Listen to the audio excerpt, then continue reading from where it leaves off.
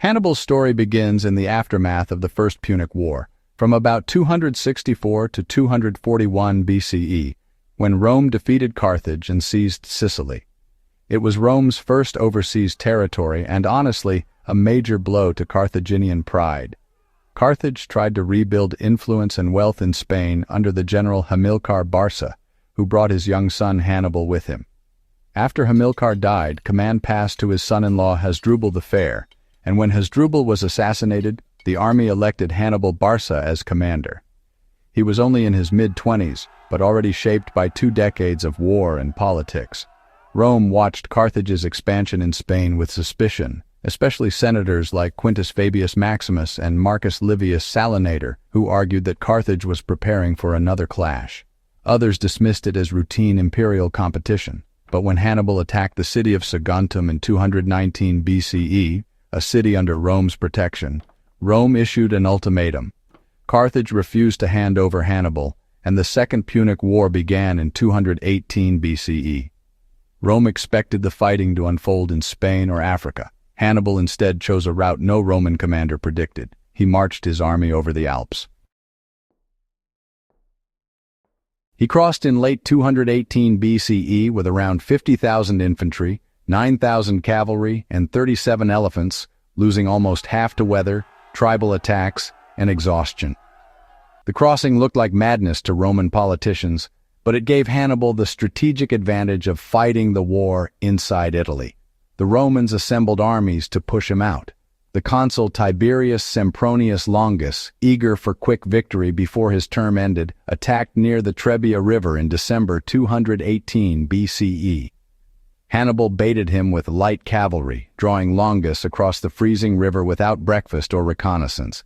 Then Mago Barca, Hannibal's brother, struck from concealment. Around 30,000 Romans were killed or captured, and Hannibal secured his foothold in northern Italy. In 217 BCE, the Senate appointed Gaius Flaminius to command. Flaminius pursued Hannibal aggressively, hoping to gain political capital and avenge Trebia. Hannibal chose the battlefield, Lake Trasimene, where morning fog hid an ambush on 3 sides. Flaminius marched blindly into it, and within hours, 15,000 Romans were dead, including Flaminius himself. Panic swept Rome. The Senate declared a state of emergency and appointed Quintus Fabius Maximus as dictator. Fabius changed Rome's approach. He refused open battle, shadowed Hannibal from distance, destroyed supplies, and wore down Carthaginian foraging parties. His strategy frustrated Hannibal and bought Rome time, but it was politically unpopular. Younger senators accused Fabius of cowardice and mocked him as cunctator, the delayer. Rome wanted fast, decisive victories, not patience. When Fabius stepped down, Rome reverted to its preferred method: overwhelming force. In 216 BCE, the consuls Lucius Aemilius Paulus and Gaius Terentius Varro assembled roughly 80,000 infantry and 6,000 cavalry, the largest Roman army to date. They met Hannibal at Cannae in Apulia. Hannibal placed weaker Gauls and Iberians in the center and hid his veteran African infantry on the flanks. As the Romans pushed forward, the center slowly bent inward, and the Africans closed around them. Hasdrubal's cavalry circled behind, trapping tens of thousands of Romans in a shrinking space. Ancient sources report 50,000 to 70,000 Romans killed in a single day, along with many senators and future consuls. It was the worst defeat in Roman history. After Cannae, several Italian allies defected to Hannibal, including Capua and others in southern Italy. Macedon's king Philip V allied with Carthage. The Roman Senate debated fiercely, with some younger politicians demanding new armies and instant revenge, while senior figures like Fabius argued for attrition. Rome raised fresh legions, even recruiting slaves and criminals, demonstrating just how badly it needed manpower. For Hannibal, the problem was different. He lacked siege equipment to attack Rome directly and needed more defections. The Senate refused all negotiations.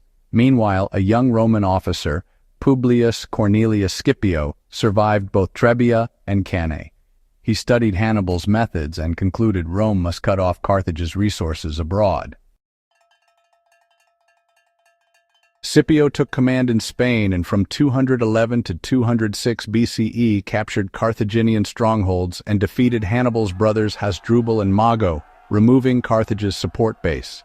Casualties on both sides were heavy, and the loss of Spain pushed Carthage into a defensive posture. Scipio then proposed invading North Africa. This strategy divided Roman politics again. Fabius Maximus opposed it as reckless, while Scipio gained support from other senators and the people. The invasion forced Carthage to recall Hannibal after more than 15 years campaigning in Italy. His undefeated run on Roman soil ended not by defeat, but by strategic relocation. The final battle came at Zama in 202 BCE.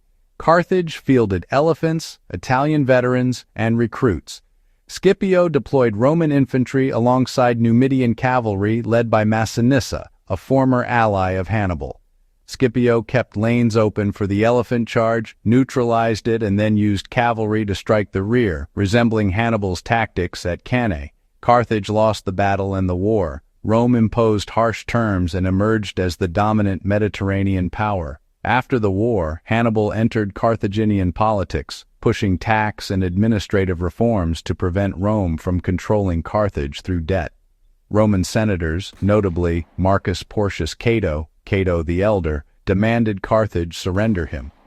To avoid arrest, Hannibal fled, first to Macedon, then to the Seleucid court under Antiochus III, and later to Bithynia.